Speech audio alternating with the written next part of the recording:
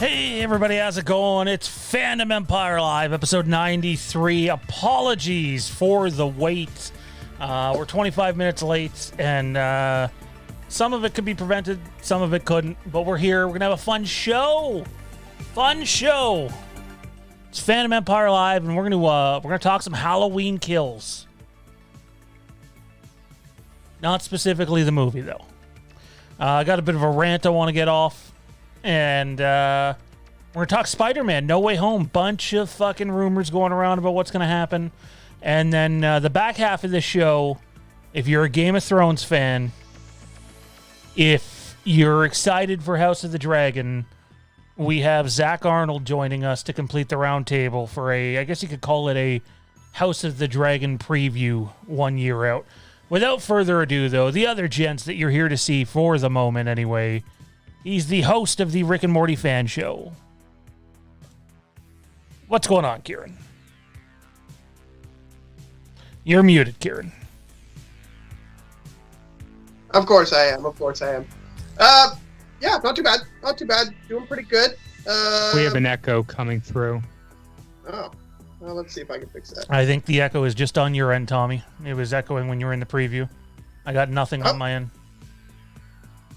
Anyways, yeah, doing pretty good. Having a pretty good day.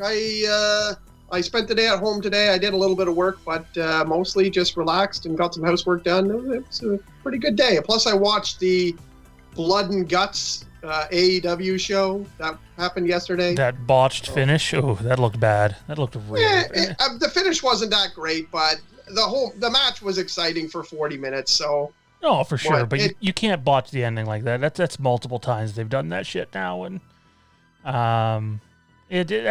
dude, I know you're a bigger wrestling fan than me, but that's just flat out corny, and I love AEW way more than WWE. But that looked bad. It was corny for sure. That looked You're right. bad. It was definitely corny. The ending was definitely bad. I won't argue that at all. But my buddies, I enjoyed the match for 40 minutes. So my buddy's convinced that Jericho missed his spot on the landing, like that he didn't hit the right area. Maybe he was supposed to hit the area with the actual AEW. Yeah, I think that's symbol. what he was trying to say. I couldn't really understand what he was saying, but I feel like that's where he was going with that. But yeah, no, I mean, AEW is cool. I haven't watched consistently in a while, but I definitely like it better than WWE. It just sucks when you see something like that happen because it's like, you know, cool spots, but it kind of feels Bush League, like for, you know, a lot of people that maybe aren't diehards. But yeah, also joining us this evening, the man who's somehow still alive after being on air with us till almost midnight. And Tommy, you asked me earlier today, I didn't get a chance to reply. We went like another hour after you got off and then some. So quite a while. Tommy B's in the house rocking one hell of a sweet t-shirt or dress shirt. I think it's a dress shirt. Good evening. I don't know really how to respond to that, but good evening. I hope everyone out there is having a okay day. Hopefully not too bad. We could always find something to complain about, but is complaining really going to change anything? Probably not. So. It is what it is. It is what it is. By the way, you guys might have noticed if you were paying attention after our long-ass fucking wait to get on here. We have... Now, it's not complete. It's only partially complete. But you might have noticed a few different things with the intro, specifically the like and subscribe video, since people seem to forget to click the like button, so now it's going to be at the beginning of every video. Have the power to do that. And then, obviously, the sky with the jack-o'-lantern that turns into the Fandom Empire logo. That's cool stuff. Cool stuff. What the hell? Zach, this isn't you. No, that's Zach. That's Zach. That's definitely Zach Arnold, Melissa. Oh, she's joking. All right. But yeah, no, what do you guys think of the intro? The half-complete intro. We're getting there. This is to Tommy and Kieron specifically. But you guys in the chat can let us know what you think of the intro. I really enjoyed the intro. I checked it out with the pre-produced video that dropped yesterday morning, I believe. Nope, this morning. That was this morning? Yep. I don't fucking know. And it was quite enjoyable. I appreciated the alterations, and I think it'll go a good way in improving our video quality. So another hat you wear, Sean. You have done a good job. I thought it was good. I actually really liked the short video you put out. That was great. And it was a welcome surprise at the start to see a couple new graphics. And I think they look great. So the goal is to get all the shows running with cool looking intros, yet informative. And, you know, you'll have Fandom Empire Live with it. FNN will get its own. IPC will get its own. The Rick and Morty fan show will get its own. So it's just going to take some time. But we'll get there. By the way, we got a pre-produced video out. I think it's like 700 and something views in less than 12 hours, which is not bad. It's not great. It's not bad. But check it out. We give I give my Halloween Kills predictions, not of stuff in the movie, but rather when I think the poster might drop, when I think the trailer might drop, what's going on with NECA. And we're actually going to expand on the NECA conversation here in a minute because I don't know if Tommy B's picked up a NECA, but I do know that Kieron has a couple of them. Who are they kidding? Oh, Frank. I'm going to shave your beard in your sleep, man. Michael coming in the screen. So yeah, no, we also talked about how I think the movie's going to be received critically and then by the fans, and when we believe Halloween Ends is going to start filming. There's so many things going around online right now, and I don't have a ton of free time, even though I have more free time than I usually do right now. I don't get to watch a bunch of videos, guys, from a bunch of different YouTube channels. I usually end up hearing about videos through our audience members. They'll send me a message and be like, hey, did you see this video that this person did or that person did? Or I'll be scrolling Twitter. So, which beard? You dirty dog. But no, yeah. So there's been a lot out there. I'm not going to name any channels specifically when I start this. But there was one channel that talked about Halloween Ends beginning filming in September, and I heard that a while back too. We talked about it on the channel, but we also said that the more likely date is January. And to this day, and I reached out to the guy today too, yes, contrary to popular belief, you can indeed have connections regardless of your channel size. Let's not play the whose dick is bigger contest. And anyways, it sounds like it's January. There doesn't seem to be any indication whatsoever that Halloween Kills is going to begin filming in September. And guys, just think about it this way.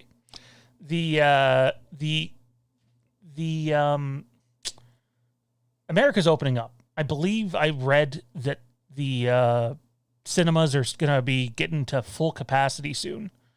And that they even have this one's asinine, the option of not sanitizing the theaters in between every screening, which is I don't want to get all political here, but that sounds like fucking Trainwreck 101. But anyway, the thing that doesn't make sense for a September shoot, if they start in late September or mid-September, is they're going to be promoting the movie in late September. Halloween Kills, not Halloween Ends. And you're going to see, Jamie Lee Curtis, Andy Matichuk, David Gordon Green, Danny McBride and company, and, probably some of the new actors or the returning actors promoting this stuff too. They're going to be on talk shows everywhere, and it's not going to be necessarily do it from your home, where they bring you in via Zoom call. They're going to have to travel for a lot of this stuff with the country opening up down there. And the idea of having to shoot Halloween Ends for, 5 weeks, 6 weeks, maybe 7 weeks, while doing the promotion for Halloween Kills makes almost no sense whatsoever. Logistically, it would be a fucking nightmare, because where you would do most of this promoting is literally on the opposite side of the country from where Halloween Ends is being filmed. So, just what's your guys' take on that before I jump into some of the other stuff? A fall filming date doesn't seem likely to me. What's the chat think? When do you guys think that Halloween Ends is going to begin filming?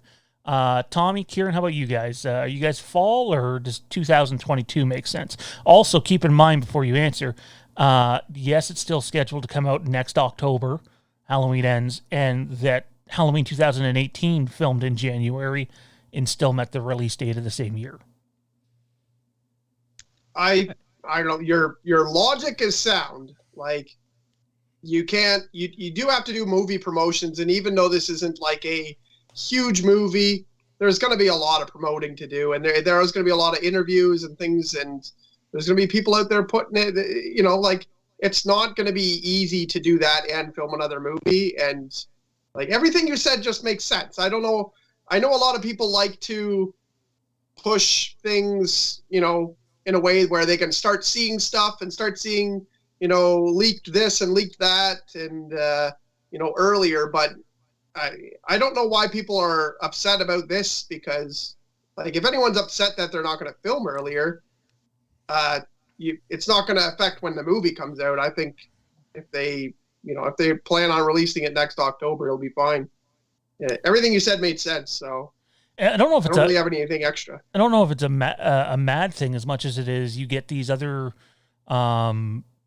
the other YouTube channels, some of which we're friendly with and some of which we have no connection with, that seem to want to, and hey, we're a YouTube channel with less than 3,000 subscribers that has only really been around for a couple years. So I understand why people question us, but those of you that actually follow our channel and pay attention to stuff, we don't get everything right, but our track record is way better than most. And I have no problem in saying that that we had way more Halloween Kill stuff before literally any other YouTube channel out there, and that includes big ones that have over 100,000 subscribers. And that's not my dick's bigger than your dick. It's we wouldn't keep reporting this shit if we weren't fairly certain about it. Does that mean we might be wrong or can't be wrong? No, we could be. They could shoot in September. To which, if I'm someone who they asked to do the promotion for that movie, I'm gonna be like, so you want me to shoot and promote the movie that we filmed a year plus ago? That would be just fucking crazy. But no, January to me is not only what I've heard, it seems likely. Frank in the chat said March. Michael Bish says late December, early January. Bo says January. Get Moosey, who's actually Get Gronk, probably 2022.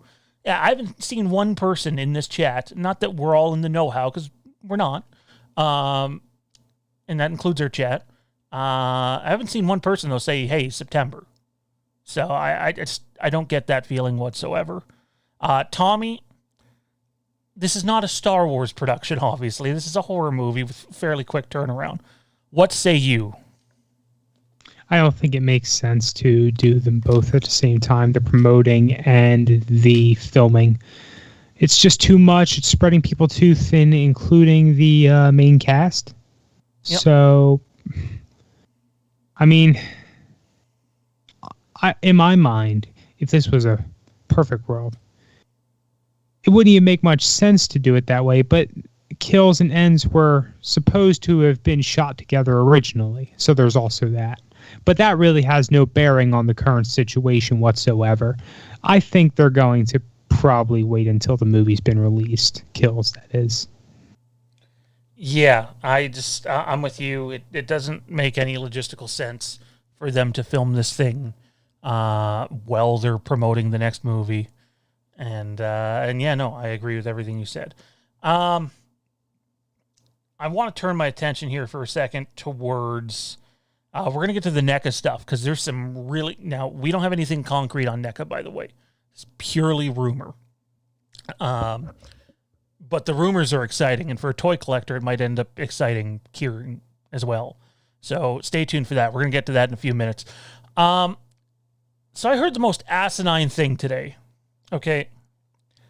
For a pretty reputable person, too, who believes that Halloween Kills is not going to start its marketing until October 1st during their Blumfest convention online. So for a movie that comes out in the middle of October, you mean to tell me that, this fella thinks that they're not going to actually start the marketing till then? And when I hear something like that, it literally makes me do this inside my head. No.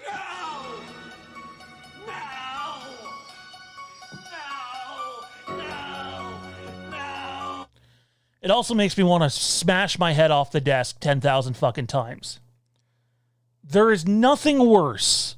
And again, I suggest you look at a podcast like the Slaughtered Lamb Movie Podcast. Those guys know the industry. Frank and Darren are awesome. Dave McRae. There's a bunch of others. Jimmy Champagne, Drum Dums. But the idea that you're not going to start marketing on a movie that's already been delayed a calendar fucking year, that is coming out in literally the busiest movie season ever. Unless more stuff keeps getting pushed back to the next year. You're not going to market anything till October 1st? I literally want to, fellas, sorry, this is the rant portion here. How can you claim to know a goddamn fucking thing, pardon my fucking language, about the industry if you honestly believe they're not going to, no, they're not going to release the same fucking trailer in June or July. Nobody wants to see the same trailer in June and July. And no, contrary to popular belief, they've not already put out a full trailer. They haven't even really put out a real teaser trailer. You got essentially a micro teaser on around Halloween last year. It's not gonna fucking start in October. The marketing's gonna start where everybody and their aunt and their uncle and their hamster's fucking mailman are saying it's gonna start the end of June, early July. Will they do something special for Blumfest? Of course. It's a Blumhouse property. They'll have a scene. Maybe you'll see the IMAX poster. Maybe you'll see a different cut of a trailer. Maybe you'll see the 74th TV spot. You know? But I don't understand how someone who claims to have knowledge of the industry would say that that's possible. Because newsflash, and you can record me on this, it ain't fucking happening. No chance. Sorry, fellas. What's your reaction to the idea the movie that comes out in mid-October, even during a pandemic, is not going to start marketing until the beginning of October, and to buy people over in terms of time, they're just going to re-release an old micro teaser? It sounds pretty dumb. I don't know. It's one of those things where, they might do something, they might do something crazy or something cool. You might get something extra great on that day, like Mortal Kombat released the first scene, or something cool like that. You might get an extended look at a scene or something cool like that, because it's right before the movie and they can kind of do that. But yeah, to just you have to have a business sense and take your own sort of biases out of things and just be like, does that make sense? Should we only 2 weeks before what we say, before the movie comes out, actually start showing people, trailers and stuff like that? It doesn't make any sense at all. It makes we normally see at least a month before, usually 2 months before a trailer. And then usually right before a movie, we get a trailer that shows us way too much. I try not to watch the second trailer often, because usually the first trailer is good and gets you hyped for it. The second trailer is for people who aren't quite decided yet, and it's right before the movie and they give away way too much. So I don't know. That's what happens for most movies. So I don't know why it would be any different. There's lots of marketing research into where you should do that. So I don't know. It doesn't make business sense. Again, I'm not going to slam, the individual I'm speaking about, because I really like a lot of their content.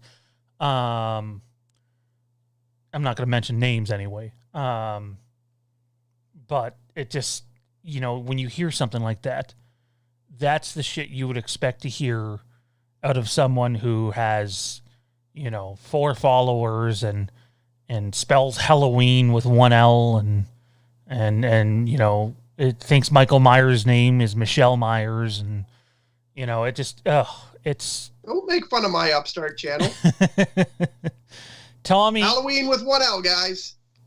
Tommy, what's your take, brother? To me, this is one of the more dumb takes I've heard in a long time. I don't know. It doesn't make sense to me. That's all I could really say. I don't understand the logic behind it. I tried. I played within my mind. I can't piece it together. So. No, it doesn't make sense from a cinema perspective. Doesn't make sense from a business perspective. And anybody by no means. The worst part is, considering where this came from, there's going to be thousands of people now, guys. Thousands. That are going to buy into this and think that it's a legitimate possibility, and now we're going to see this shit cropping into our chat.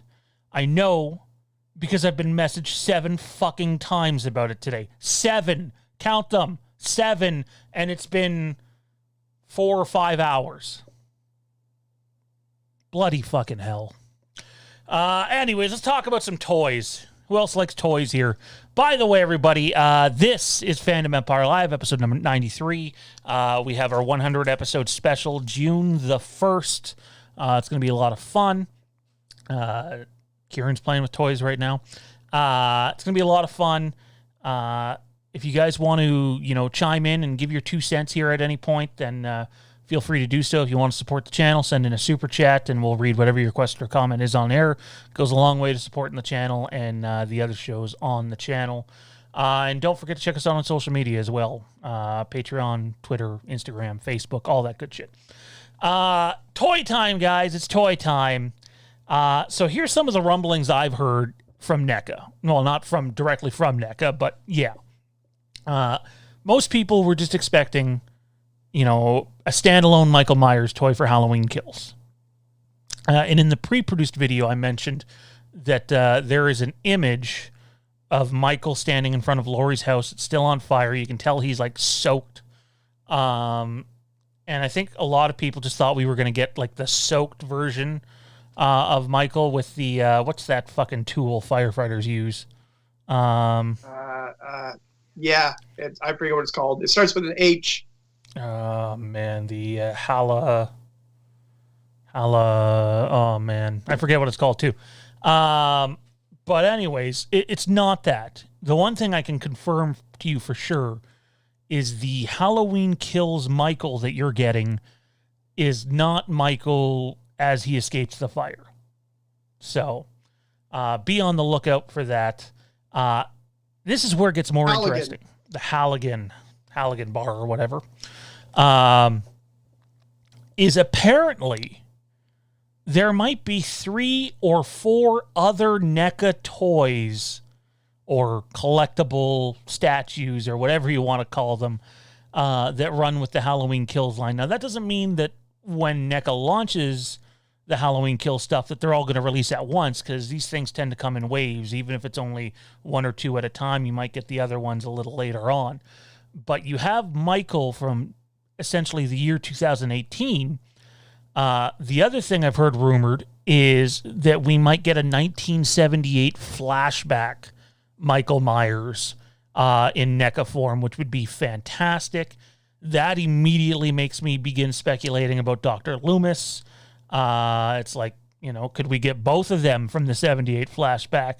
But the other 2 I've heard, and this one sounds very likely, is that you're going to get a Tommy Doyle and Lindsay Wallace 2-pack from Halloween Kills. So instead of the kids, you have them as adults. Tommy would come with the baseball bat. Lindsay Wallace would likely come with something else that I'm not going to talk about on air because it's spoilery. But yeah, so sorry. Gotta check the chat. Oh man, are you just trying to rile me up, Freddie? Oh man. Anyway. Yeah, no. So it sounds like the NECA line could be Michael from Kills 2018, Michael from Kills the flashback, and then Tommy and Lindsay. It makes me wonder if maybe they sneak Loomis in there. But even if we just get those 4, the 2 Michaels and Tommy and Lindsay, that is, I believe, more than what we've gotten for any other Halloween movie if you don't include the 3-pack for Halloween 3. Thoughts on this? Chat, what do you guys think? Would you guys like that NECA line, Tommy, Lindsay, and 2 Michaels, 2 different Michaels, if it happens? Again, strictly rumor at this point. And Kieron, you're the toy guy, man. You have a lot of knowledge on the toy industry and how it works, and there's a lot of NECAs out there, and very rarely does it seem like one singular movie gets 4 toys at once. Is there a chance that this happens, and does any of it interest you? Well, it interests me very much. I will probably buy...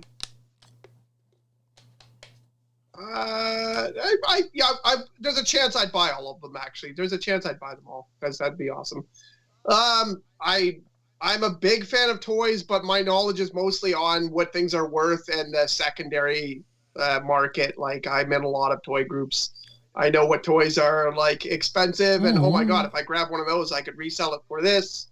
But I don't have a lot of knowledge about like where it gets made. Freddie's entirely right. We don't get shit here in Canada, so I know that I have, I think 2/3 of the AEW action figures that have come to Canada, and I know no one else who has them all. So I've done a lot of hunting just to get the tiny amount that's been shipped to Canada. That's a totally different toy company, Jazzwards, but yeah. So I mean, they might be hard to get our hands on here, possibly. I bought both mine from secondary market as well, but I bought my Loomis and Lori pack from EB Games, but all my other stuff I bought from secondary market. But yeah, I would be very excited. I would also kind of echo the sentiment of being upset that we don't get the Michael who looks soaking wet and all that, because it would be interesting and it would be another look that we haven't seen. But I've also, I really want to buy the Halloween 2 NECA figure that is in a store that I really enjoy at my hometown. I've been eyeing it for a while, but and it looks, I mean, not too much different than other Michael Myers. So I would like something a little bit different, which would be great. But yeah, I don't know. It's exciting to me. I think any toy collectors would be excited. He's going to look different in this movie too. So it's definitely going to be one that people might want to buy, even if they don't buy them all, being as he's going to have the half-burnt mask. Yeah, no, for sure. Weirdly, though, I feel like I would be more interested in buying the 78 flashback Myers than the actual Kills one. So, depending on how they do it. I don't have a 78. Actually, this is the only Michael I have from 18, but I do really want the Halloween 2 one. Like I said, it's at a store that's pretty close to me. I'm friends with the owner, so maybe I'll get a good deal. Yeah, I would be interested in buying that, and that would cover my Halloween, my original Halloween Michael Myers for me. Oh man, I'm having a hard time reading Frank Riker and Zach Arnold's comments in the chat without just fucking dying here, and I've been like having stomach cramps all day too, and it's like, oh my god, you guys are killing me. Yeah, one of my buddies was telling me, one of my friends, fan of the Rick and Morty fan show, tuned in for us after Rick and Morty fan show last time, and he was like, man, I was laughing my ass off at that guy who was funny. I'm like, what? Nobody else is funnier than me on the show. What are you talking about? He was like, no, that Frank guy from the chat. I'm like, oh yeah, he's funnier than me. Flinner says NECA doesn't have a 78 Myers, which is weird. Must not have the license. Yeah, well, 78 is in Halloween Kills. This is their opportunity to get around that if they don't have a license to the first movie, because it's not the first movie, it's Halloween Kills. You see what they did there? Huh? So, yeah. Now Toronto Freddy's... You don't think a lawsuit would pop up over that? Not a chance. I mean, well, who knows? It could happen, but they have no grounds. They have no grounds, because nothing that we see in... this is not really spoilery. In Halloween Kills is taken from that first movie at all. Everything that happens is after that movie has ended, right? So, completely different. They might have some issues with it, of course, but no. I do believe that we're getting a flashback Michael NECA figure. Again, I don't know if it'll be at launch. I'm assuming everybody's going to want to get the burnt mask. Who knows? Tommy, do you have any toys? And by toys, I mean, Halloween. Wow, that was not descriptive enough. Oh, I could get more descriptive, and then we might get taken off air, and tune into the Fandom Empire OnlyFans tonight. I'm literally surrounded by toys. Do you have any Halloween toys? And would you buy any of these? Halloween toys? No, I don't. I didn't mean to pick something up. I just have never gotten around to doing it. I actually don't either, man. I don't. I have a Michael Myers Halloween H2O Funko Pop on the way. So, All right, let's get this ball rolling here. Sorry, I'm catching up on the chat. Gabriel likes Wet Myers. So clearly the indication here is everybody wants a Michael Myers porno. That's what I'm getting from the chat, so.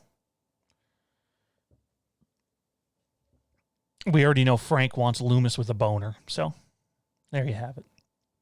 Why don't we bring Zach in early? It seems like he's just sort of sitting there in the chat, and it's not really early. This is the time he was supposed to come on, but we still had one more topic to get to, and we'll talk about that with him and then dive into our Game of Thrones stuff. So let me move Kieron over here. We could talk about who would win, Ric Flair or Superman. Bret Hart. Oh, wait, that already happened. Bret Hart beat him. Definitely Superman. Superman can't get drunk. Ric Flair gets drunk all the time. Seems like a gimme. Wait, didn't he get drunk in Smallville? He like from some sort of kryptonite power, and then he ended up getting like basically drunk. He gets drunk in the last season of Smallville. Okay. Yeah. I'm almost at that episode too. Where are we here? Frank Riker says NECA just announced bed-bound Hawkins action figure with battery operating respirator and a shit peg. Oh my God. Matt Skillet Guy says, I just hope they release an 18-inch figure like they did for 2018. All 18 inches of Frank Riker. So I've heard anyway. Sorry guys, I'm trying to find Zach. Get him all dialed up and in here. So as Zach gets ready to join, we talked about this a bit the other day with Andrew Garfield basically saying he never received a call to be in the movie. And like, what else was he supposed to say? And there's so many rumors about the movie. And I thought it'd be fun to talk a little bit of Spider-Man tonight for at least a few minutes, because today is the 10th anniversary of when Spider-Man 4 was supposed to come out, and it ended up getting canceled. Yes, that was an actual legit movie. It was greenlit, storyboard, script, everything. And at the end of the day, Sam Raimi thought it was just sort of watered down and meh, and didn't want to do it. And everything I've seen from the storyboards, and I've not read the script, I know it's out there somewhere. Just from what I know, it does sound like it wouldn't have been a very good movie. But anyways, Spider-Man No Way Home comes out in December, which is exciting. Very exciting. We got video now. What's the deal, Kieron? Are these guys in it? Are Toby and Andrew Garfield in it? Like, at this point, doesn't it just seem like a foregone conclusion that this is happening? I mean, I believe they're in it. I believe some of the rumors that Toby might be a little bit more of a smaller cameo as opposed to Andrew Garfield. I think that's a good possibility. But I mean, when I was watching actually this channel the other day when we had our new guys in, and Ben who said that he doesn't believe that that's necessarily going to happen, and he actually kind of convinced me that, like, it's basically just fans and rumors that have said it's going to happen. There's nothing that's proving it's going to happen. But I think there's way too much smoke for there not to be fire. I think going back to sorry guys, I'm trying to I know there's an echo right now. You don't need to say it 10 times in the chat. I'm going to take care of it. I think when it comes down to it, Ben made a really good point the other night about how people are going to go into the movie expecting that. So if it doesn't happen, they're going to be really disappointed. And when I look back at my Last Jedi experience, I blame myself more than I blame Kathleen Kennedy or Ryan Johnson or anyone else, because I read spoilers for that movie. And I read it from the same source that had the Force Awakens spoilers. The difference is, for the Force Awakens spoilers, they were spot on. And for The Last Jedi, they were like 90% wrong. And I went in expecting something that I didn't even come close to getting. And I was disappointed. I was bummed out by it for sure. But no. I think I don't know if I've said this before on the channel, but I don't think it's going to be a total crazy miss if they're not in it. Because for a Marvel movie, and Marvel movies are really good at pulling off movie magic and pulling you right into the story, and they've obviously done a fantastic job, and there's not really anyone, like, people could say they don't like them or that they're tired of the formula, but no one can say they're not successful, and the majority of people aren't, eating up what Marvel has to serve us.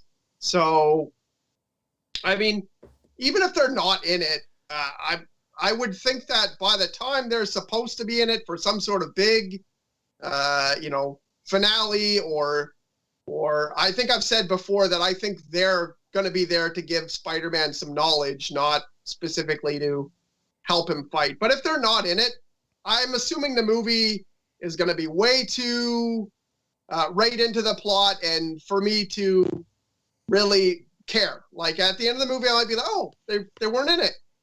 Huh. But the movie's got to be good by then anyways. I've got to be sucked into the movie by the time that happens anyways. And I trust Marvel to do that. So I'm not really worried about it regardless. I'm not, like, I would bet a lot of money that they're both in it. Like, a lot of money. I really think that there's too much smoke for there not to be fire, like you were saying. We literally had what was the publication? Where Andrew Garfield got pissed at the Uber Eats girl, and it was blocks away from where they were filming in Atlanta, Georgia. And then she went and spilt the beans that she's been delivering to him, like, basically all the time. But again, that's hearsay shit. There's a lot of reputable places that have both said it's happening. And you even had Deadline the other day. Deadline's a major player that said it's happening. So, and then to randomly have no footage for it when they did that little Phase 4 thing, it seems like they're trying to... I feel like this hurts movies more than it helps. They're trying to hold off the surprise for some sort of big trailer reveal. Meanwhile, you could get... this is where I think The Force Awakens did it right. You could just release a press release and be like, yeah, Maguire's in it. Yeah, Garfield's in it. And you'll still get super hyped when you see them in the trailer. They can have their Han Solo and Chewbacca moment. We all knew Han was in the movie. And once we still got him on the trailer, like, every podcast under the sun was talking about it for a month. It didn't matter that we already knew he was cast in it. Joining us on the program, he is the host of Fandom News Now, which is coming on right after this, around 9:40 p.m., 9:45 p.m., and around there. He is also the host. I'm glad I can finally say this without, like, slipping. He's the host, one of the hosts anyways, of the IPC Podcast. I'm assuming it's still going to be called Podcast. I hope so. Some of the graphics are already done. He's one of the hosts of the IPC Podcast, debuting May the 14th right here on Fandom Empire. It's Mr. Zach Arnold. How's it going, man? Dude, you were bringing me in there, and my internet started lagging, and I was like, oh, shit, I hope it gets caught up in time. I'm excited, dude. I mentioned it the other day on Tuesday's episode, but it's a really big deal for this podcast. It's still going to be called Podcast, but it's a really big deal for this podcast to get the kind of exposure that we can get on Fandom Empire. It's a really big next step for us. It's also going to be our 7th anniversary on the 14th, and so there's a lot of big, a lot of new, a lot of exciting happening on this channel and on that podcast, and so I'm very excited, but I'm also excited to be here. So thanks for having me. Pleasure to have you. I can't wait to dive into the Westeros stuff, man. I'm jonesing. I'm like a drug addict that just needs to get his fix. Oh my God. So I'll get your take and then I'll get Tommy B's take on it, because Tommy B and I have talked about rumors, mainly Star Wars stuff, for a long time. So I'm curious to see where he falls with this. I know he's quite behind on the MCU stuff, but Zach, where do you fall, man? I know you threw in your 2 cents the other day, but if push came to shove and you had a chance to win like a $2 million home for free and you had to guess it right, Are they in the movie? You had to guess if they were in the movie or not, and at least sort of sum up their role, how big it is or small it is. What are you bringing to that poker table? I mean, if it's going to happen, I say swing for the fences. I say you have all three of them fighting the Sinister Six during the climax of the film. Funny rumor I heard, and again, I don't know if it's any, there could be nothing to this. And the one person I did reach out to basically said that they had no indication that that was the case, and either that person was covering their tracks or it basically kills this rumor, but that the end of the movie would be very Infinity War like not necessarily all doom and gloom in terms of like, oh, people are dead or whatever, but like that there's no definitive ending. Like the movie just sort of ends and then you're waiting for the next movie for a couple of years. Well, it wouldn't surprise me considering the way everything in this phase of Marvel is kind of becoming like integrated. There's a lot of stuff in the Disney Plus franchises that is going to be a part of the MCU now, like Sam Wilson becoming Captain America. If you don't have Disney Plus, you don't fucking know that happened. And so there's a lot of crossover between the franchises. There's a lot of that sort of thing happening. And it wouldn't surprise me to see one storyline drop off in one movie and have it pick up in another.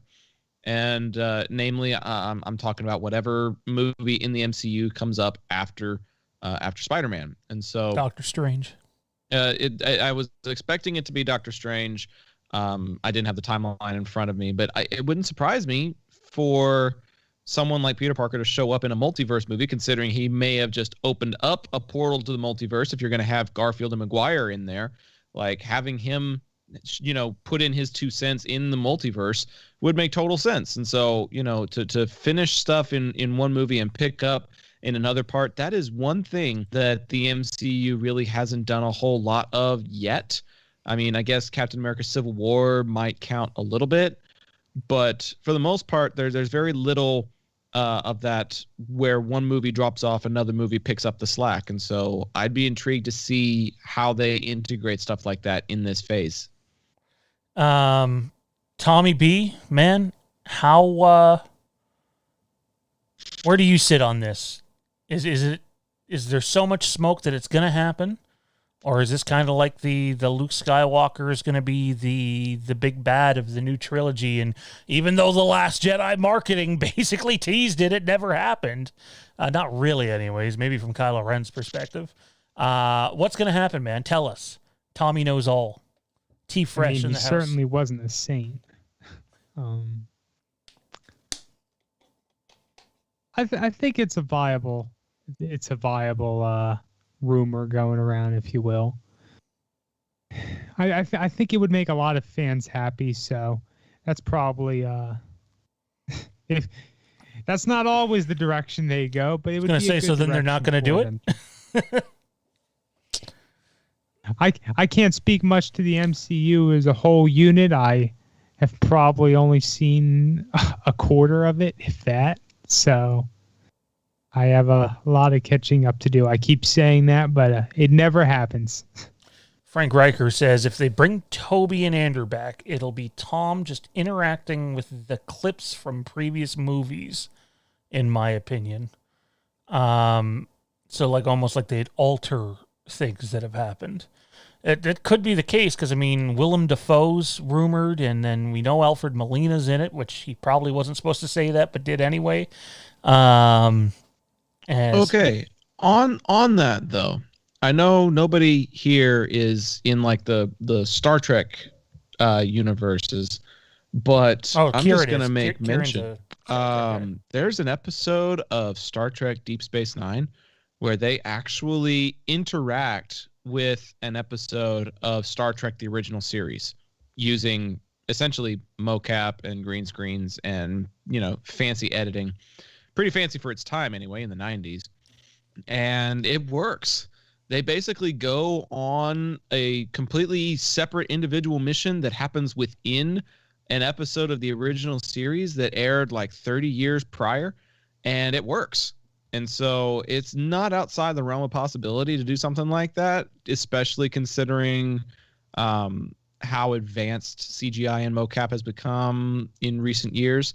So if they did something like that, it actually might be kind of interesting to see how Holland interacts with the events of other universes and other timelines. And if anything he does ends up shaping our view of movies that have previously released. I think that's a distinct possibility. I think that's more so possible because I think Alfred Molina mentioned that we pick up right after, like, the last time we see his character in Spider-Man 2. Which I just sort of always assumed he died. But apparently what about the Uber driver? What about the Uber driver? I'm dumbfounded here. Help me out here. If you're saying that that he's not actually going to be in the movie, they're just going to use old clips, then the Uber driver for Andrew Garfield. No. See, I don't know if Frank meant that. I think they would recreate those scenes. And that he would actually get to interact, like all of a sudden Tom Holland's Spider-Man is in those scenes, and it's sort of like changing what happened then. I don't know if that's how Frank meant it. That's sort of how I perceived it. But anyways, Spider-Man No Way Home this December, which means a trailer is... Oh my God, where's the trailer? Oh wait, wrong movie.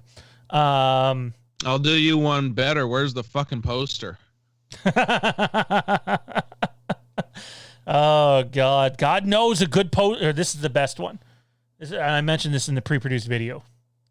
Is when someone goes, well, I mean, this poster looks fucking amazing. So if that's any indication, the movie's going to be great. It's like, I'm sorry, what? How many fucking amazing posters have you seen for shit movies? And I'm going to go out on a limb here and say Zombies has got some pretty nice artwork. Zombies, I was literally about to say, it was the Zombies artwork that actually made me want to watch the fucking film. They had like a lion that was like half CGI looking like a real lion, and then the other half had like a dead eye and like almost a Two-Face type of thing going on where it looked like half alive and half zombie. And I was like, all right, I'll take a fucking look at it. And then it looked like some 10-year-old used Microsoft Paint to animate the chimps in the first 10 minutes of the film. And I was like, oh, shit, what have I got myself into? I just don't understand how people tie the way a poster or trailer looks means that it's going to be good and or bad, because they're not mutually exclusive at all. We need a screenshot of you saying Zombies and then the like Zach's face when you mentioned it. Like, every time Zombies gets mentioned from now on.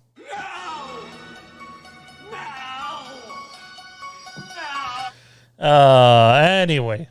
Fun fact, it's been a recent tradition over at IPC to try and like tie whatever we're discussing into Zombies in some fashion. We call it the Zombies cameo. So like we'll take a look at a movie, like I think we've reviewed like the Superman movies, like the OG Superman movies. And at one point we were like, yeah, I liked this. It's better than this, but it's not as good as this type of thing. And the movie that we mentioned in that part of the discussion was Zombies. So pretty much every episode you'll hear the Zombies name drop over on IPC. I can personally guarantee it. Troy says to Frank, that might be what they do with Tom's Spider-Man interacting with clips from previous movies. That way they can say Andrew and Toby are in it while not actually using them and shoot new footage. It's to my belief they're both shooting, whether it's reworked footage or new. Well, I mean, it'd be new footage, but whether they're reshooting stuff from those old movies or not remains to be seen. But like, there's literally pictures of Tobey Maguire coming from a costume fitting that has fucking... so, you know, it is what it is. Anyway, let's dive into Westeros. We got half an hour to spend here talking about Westeros.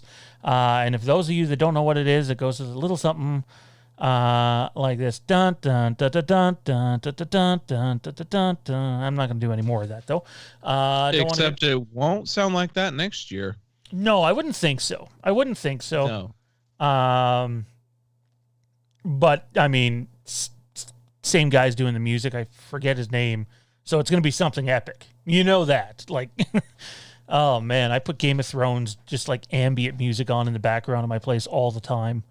But there, Dude, I do the same. I listen to like the theme for Winterfell and just put it on in the background when I'm studying. For sure, absolutely. So we're talking about House of the Dragon, the Game of Thrones prequel set. There's some conflicting reports on this one. 200 or 300 years before the events of Game of Thrones, The Song and Ice of Fire. And it's going to come out next year. For the longest time, and Zach and I had a conversation over Messenger about this yesterday, I think it was, when you looked at all the official artwork on the Twitter account, Facebook, whatever, it was just House of the Dragon. But now when you go to all those accounts, it's Game of Thrones, House of the Dragon. And I think they're really trying to get the franchise out there. And we had the announcement about the animated series and the Duncan Egg and the Robert's Rebellion. And there's a bunch of stuff that's at least in the works.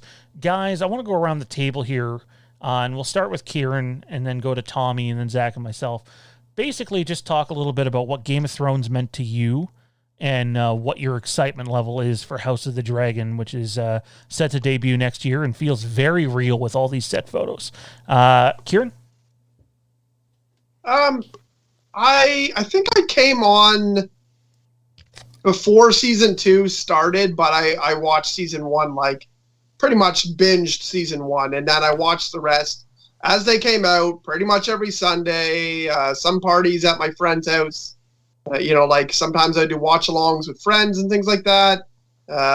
So I followed the series as it went the whole time. I am alone in the fact that I had almost no problems with season 8, and a lot of people really hated it.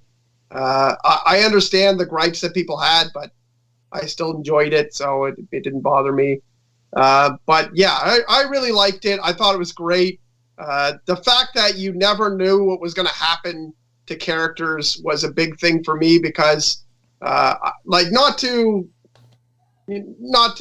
put myself over in any way, but when I'm watching a movie, if I'm not all the way kind of sucked into it, I often say, like, okay, well, this is the only logical way that the story can go. These characters can't die, and if they're going there, that means they'll probably kill this character.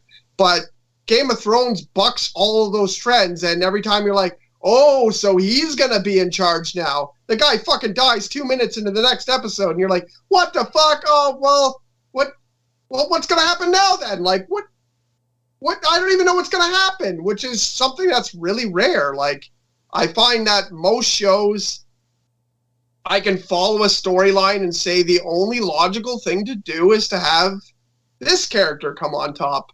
And Game of Thrones doesn't do that, which I think is one of the things that really made it exciting for me, because I normally do a lot of predictions, and I'm normally fairly accurate at predictions in shows and where they're going and where an episode is going and what's being set up and what's being teased. But since it never did that, since it always ended up bucking the trend and killing people you like, it was a fantastic show to me, and I would give the series like a very high grade, like a 9 or a 9.5 out of 10. So, but where's your excitement level for House of the Dragon after following Game of Thrones? I haven't let myself become really excited about it. I was really excited when I found out that Reese, is it Reese Evans or Ivans or whatever? He plays the kicker on The Replacements. Yep. Yeah, the kicker. Yeah, he's in it. I was excited when I found out he's going to be in it. I like him. He's a good actor. I've seen him in lots of movies. So that was pretty cool to find out. Just when I saw the pictures the other day, the pictures that got sent out, there were nothing special. There really was nothing special about them. But just to see them and be like, oh, we're getting it again. We're going to get more of this was very exciting. And so I would say that this show is probably going to be close to as good as any of the other Game of Thrones content we get. It's definitely going to have the same budget. It's definitely, or more. and it's being helmed by George as well. So and Miguel Sapochnik, who did stuff like Miguel Sapochnik is one of the co-showrunners. He directed Battle of the Bastards. He directed The Long Night. He directed Zach. What's the other one? Hard Home. He directed other massive episodes. Basically all the tentpole episodes for the most part done by him. So we have no indications that it's going to be any less amazing than what we already got, and it's a high bar, but I don't see why they can't meet it. Frank Riker says, more importantly, how much TNA is in House of the Dragon? I'm going to guess a lot. This is the Targaryens. So a lot if you're into incest. So yeah, they pretty much fuck everything. Basically. Watch them actually have a scene with one of the smaller dragons, like a threesome. Yeah, I can see that. Then it ties into that season 1 line where we first meet Daenerys and her brother just leans in all close and creepy and be like, "You don't want to wake the dragon, do you?" Man, the dude they picked to play the current king, which I believe his name is Viserys. That's who Viserys was named after. Is a complete. Have any of you guys seen the movie Hot Fuzz? I think it is Hot Fuzz. No, I know what movie you're talking about, but I haven't seen that. Anyways, the dude they picked to play Wasn't there a Killer song in that movie? There's Hot Fuzz is a great movie. Kieron, I think you would like it a lot. Anyways, the guy they picked to play Viserys, just like, he reminds you of Viserys. It's like, oh my God, I haven't seen anything with this guy, and I already want the Mountain to find a time machine and just come and crush him. Because, oh man. The cast for this show looks amazing, though. Like, even though I don't know a lot of them super well, you recognize them by face. It's like, it's that person from this show or that person from that movie. And then obviously Matt Smith's the big one. So that was a big casting. Tommy, what did Game of Thrones mean to you? You got into it late, and what's your excitement level for House of the Dragon? So, like you said, I got into Game of Thrones late. I ended up going through seasons 1 through 7, and eventually I got kind of hooked. I really enjoyed it. Kind of? Come on. What? You got more than kind of hooked in the moment. I remember. Well, it was a gradual thing, and as I got further in, I probably a couple of seasons or so, then I started going through like one in a weekend or something. I didn't have much going on at the time. I think it was during a summer, so I probably was being a school bus driver. And I watched season 8 live, and it was I enjoyed it. I understand the disinterest, the dislike from parts of the fandom. They followed these characters for years. They disagree with directions they were taken. But personally, I didn't hate it in that manner. I'm not going to say that it was perfect. Some things could have been done differently, but I enjoyed it for what it was.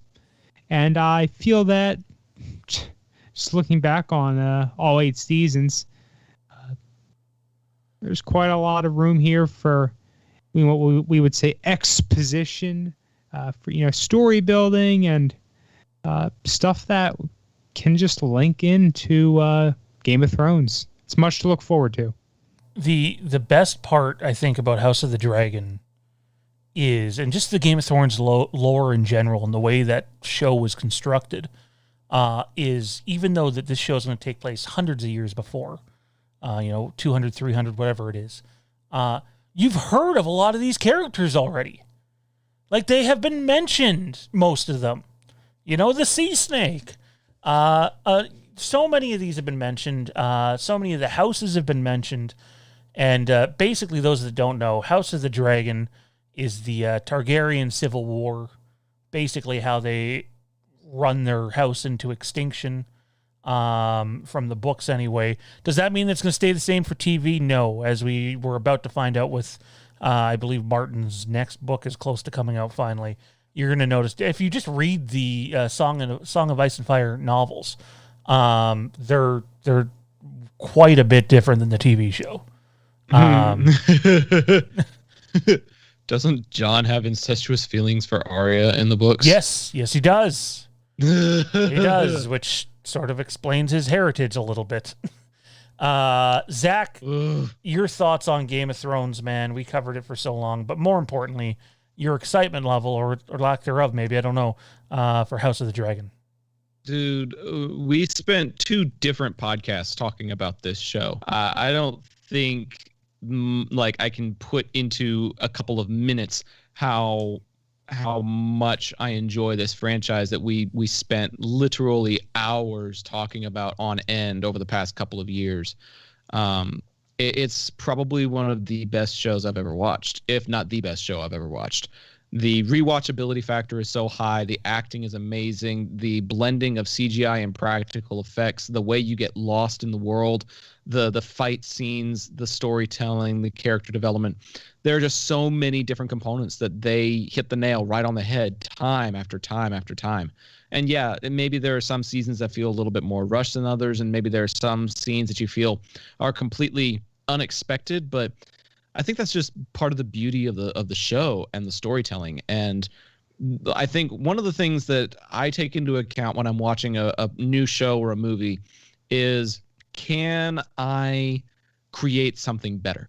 My family always raised me on this notion of, if you can't say anything nice, don't say anything at all. And if you can't do better yourself, don't say anything. And so that's kind of how I go into a lot of my reviews is, can I do something better? I can definitely do something better than Zombies. That's why I trash the ever-living fuck out of it every single chance I get.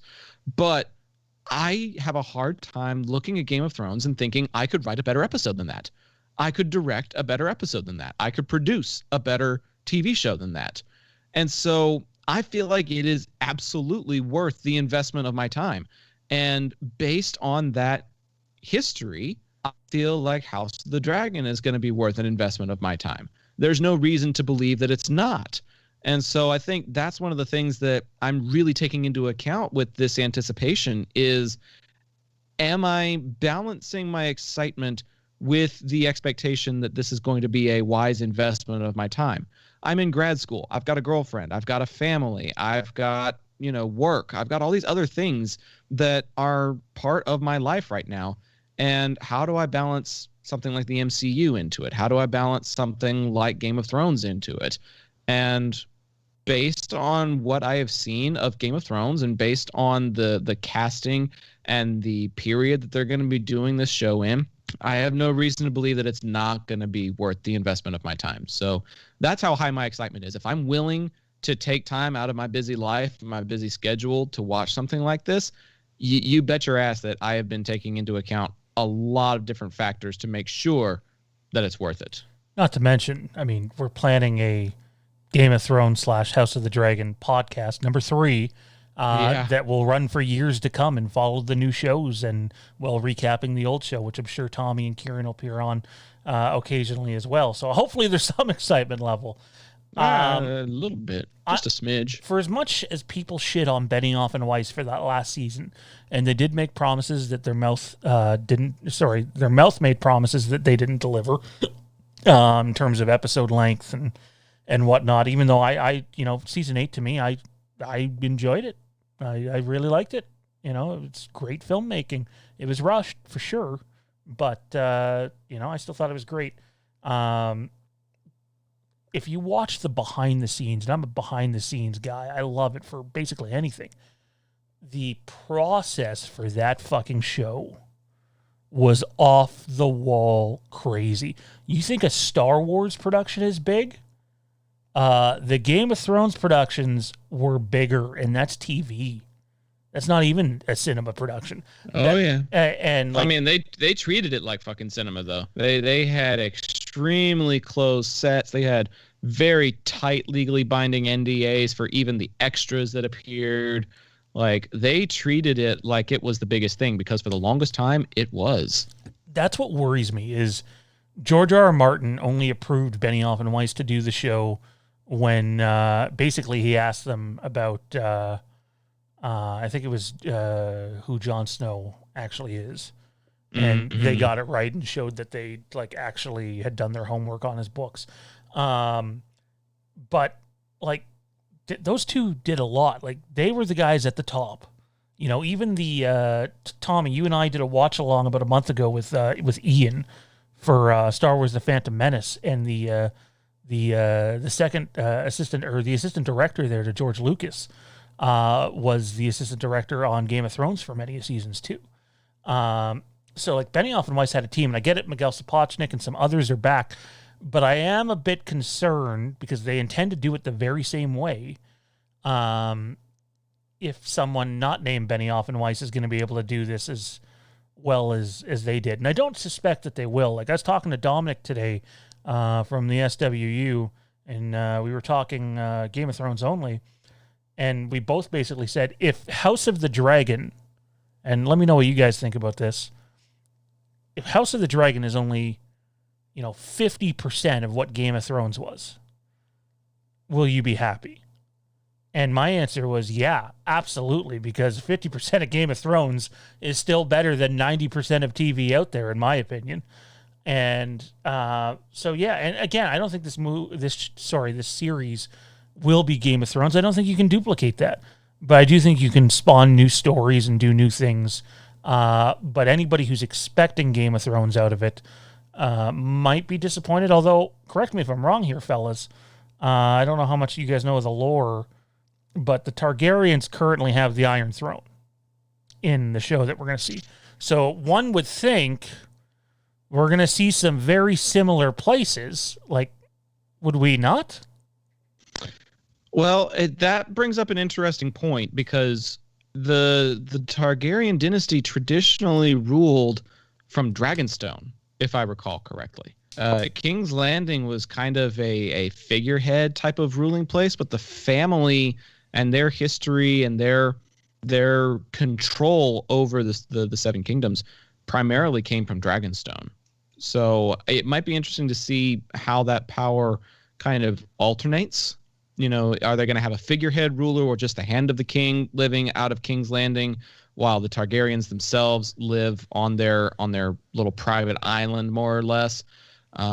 But I do think you'll see those places at least. You'll definitely see Winterfell in some capacity just because of how iconic it was previously and how much the Stark lineage and the people of the North fit into Westeros as a whole. I'd be interested to see more of Dorne.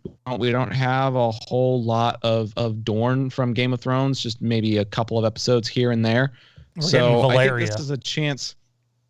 This is a chance to do something in some different places, and honestly, I'd be intrigued to see if they go to Essos and maybe go back to old Valyria a little bit and try and retrace some of their history, some of their steps in order to figure out how to keep the dynasty intact. So there's definitely a lot of locations that you could theoretically visit.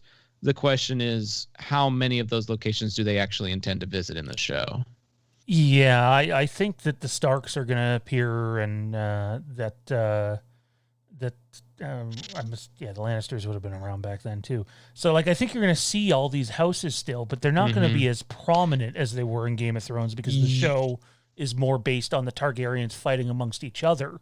But there'll be a place. You could end up seeing House Rain because they're still around at this time. We could end up.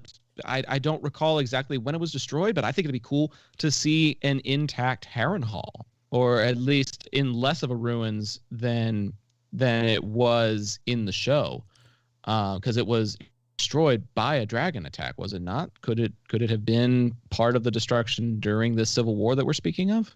Now that was the Kieron, Tommy, you guys can chime in at any point. I don't know how fresh your Game of Thrones lore memory is. My lore is. Oh, is Tommy gone? I think he's gone. Oh, fuck. Tommy's been looking that way for a couple of minutes now. Oh, all right. Has he messaged anything in the chat? No, I think it just said Tommy left in my bottom of my screen. Like, all right. Well, He wrote the chat and says it might really be out. So I don't know what that means. I'm guessing the internet. Harrenhal's where Arya and company were kept prisoner, right? Yes, it is. All right, just wanted to make sure I had my facts straight. Oh man, I lost my train of thought now. I know Valeria's in it. So you're I know something that's definitely going to be in it. Want to hear? Lots of dragons. Lots of blonde people. That too. Although surprisingly, some of the Targaryens are not blonde. Remember, some marry in. They're not. It's not all incest. But like, it's got to be a lot of incest. Though, Like, right? for sure. Like Alicent Hightower, who we've heard mentioned before, is in the show, and I believe she's married to a Targaryen. I could be wrong. She's not married to that guy from Police Academy. I have no idea. I don't even know what you're talking about there. Help me out here, though, guys. Game of Thrones Season 7, we go to the Dragon Pit, which is by King's Landing. So the Targaryens would have had to have some sort of presence at King's Landing because they're the ones that had the Dragon Pit. Am I right or wrong there? Or am I misremembering? It's where they have that big conference in Season 7 and Daenerys comes in on the dragon. And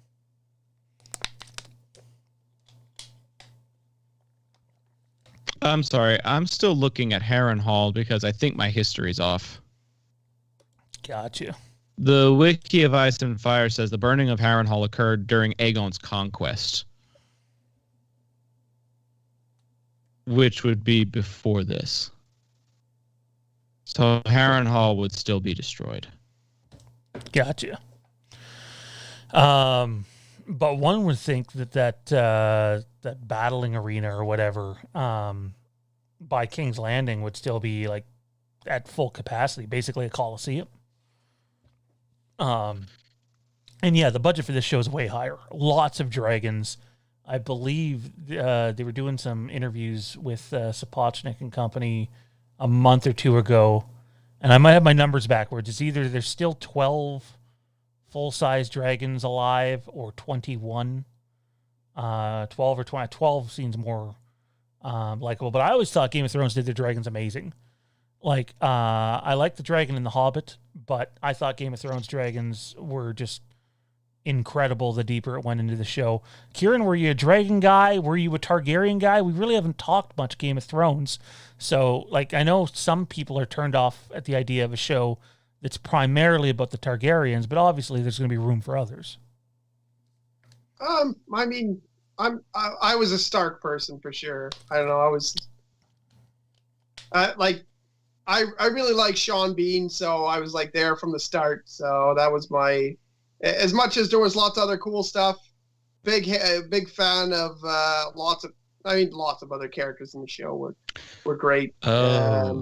Interesting. I don't mean to cut you off. I like Ser Jorah a lot. I liked Jorah was awesome. Yeah, he's awesome and awesome actor. I like the Hound a lot. I almost went to Fan Expo dressed as the Hound one year, so I could just run around calling everybody a cunt and not getting yelled at for it. But that never materialized. I looked at how much it would take to get a suit of armor, and the it was makeup. like, that's going to be too much. What were you going to say, Zach, before we get out of here, man? I'm looking up the Dragon Pit now. Apparently it was destroyed during the Dance of the Dragons, which is what the show's about. It's what the show's about. We could end up seeing the storming of the Dragon Pit at King's Landing in this show. Oh my God, so many.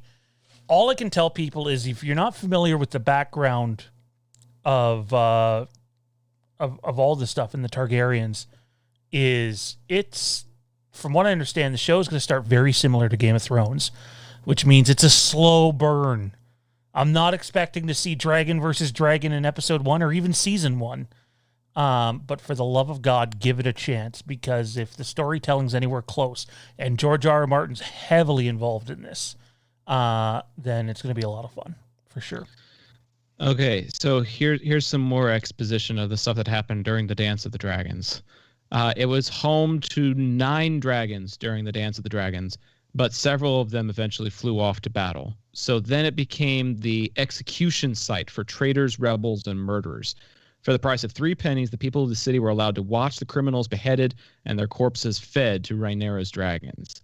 Near the end of her hold of the city, however, the 5 dragons that remained in the city were killed during the storming of the dragon pit, when tens of thousands of crazed and starving small folk, led by the deranged shepherd, stormed the dragon pit to kill the dragons.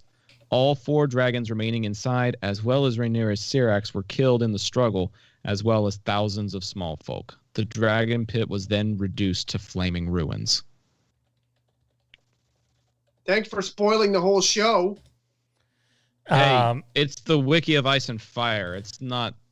Not to mention, things can change, but I do know the name that you just mentioned is not who's in charge at the beginning of the show. So, yeah, interesting.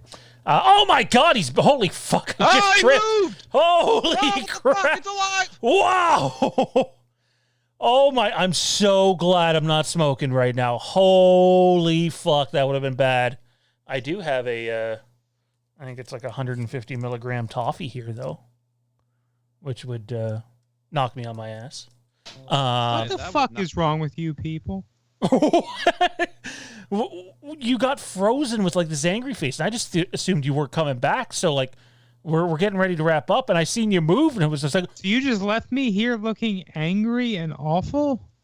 Hey, Tommy, you want to guess who's the only person who noticed you were frozen? Well, apparently it wasn't Sean, because he messaged me with a question mark, and I straight up messaged the group chat like, wow, it really went out. In fairness, I'm not sure everybody understood your message in the group chat by the sounds of it. I thought you lost power, or some Michael Myers like murderer just came up and shanked you, and you don't you think that would have been on screen? Oh Man, no! How much? No, how much more like followers would we get if someone got murdered on this channel? Probably a lot. The video would probably get ripped down real quick by YouTube. We'll put the video on Patreon.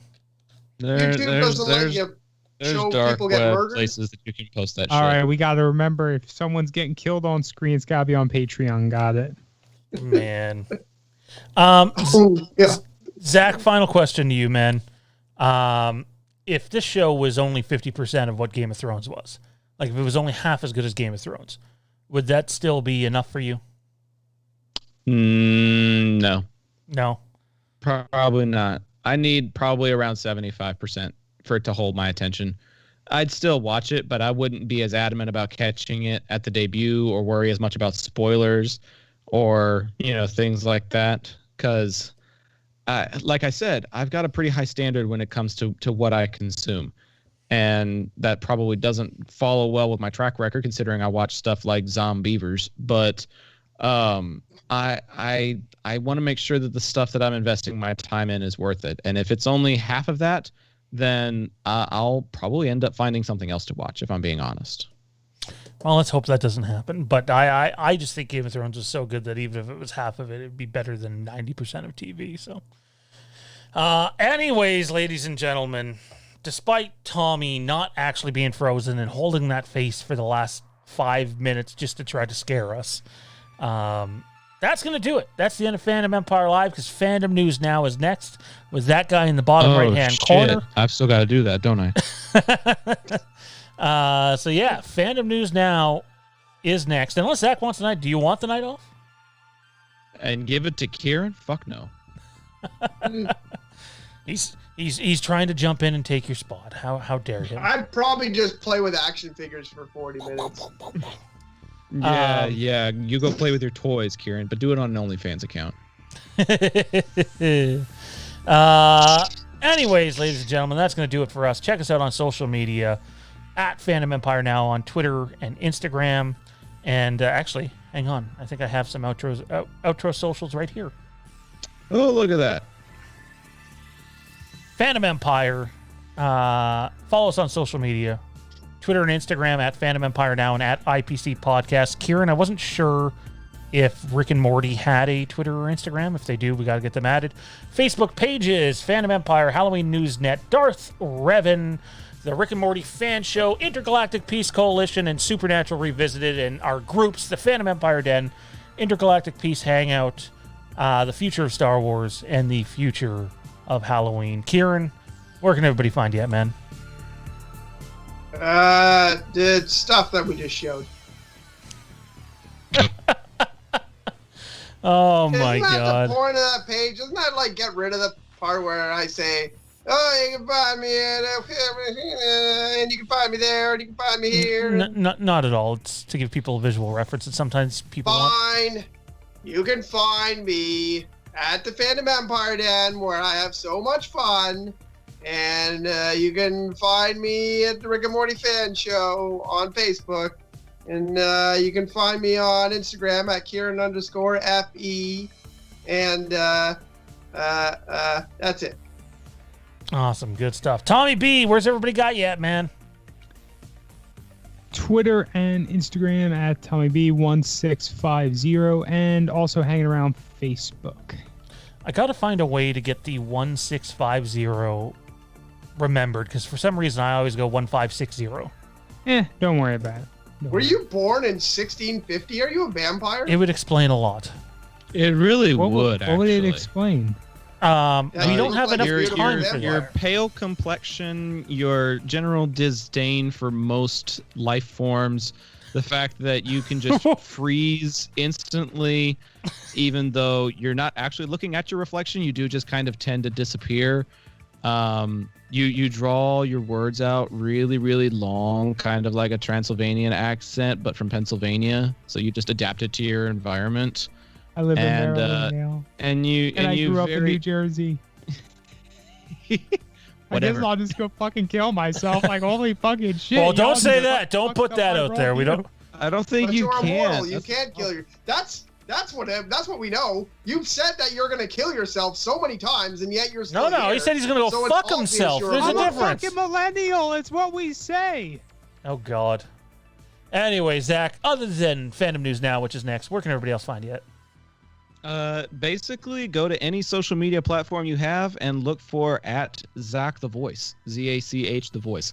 That's on Facebook. That's on Twitter, Instagram, TikTok, Twitch, Venmo, you name it, I'm there. Awesome. He completed the Infinity Gauntlet of names. Sounds low good. key though. Well, that's going to do it for us, everybody. To our chat mods, Toronto Freddy, Frank Riker, Jade, and I don't know where Maddie is tonight, but we're thinking about him. And for Tommy, Zach, and Kieran, I'm Sean. Fandom News Now's next. We'll see you next week. And $5 super chat in from our boy Dean Renner. Thanks, guys. Appreciate it, man. Good night, everybody. Sort of. See you at Fandom News Now.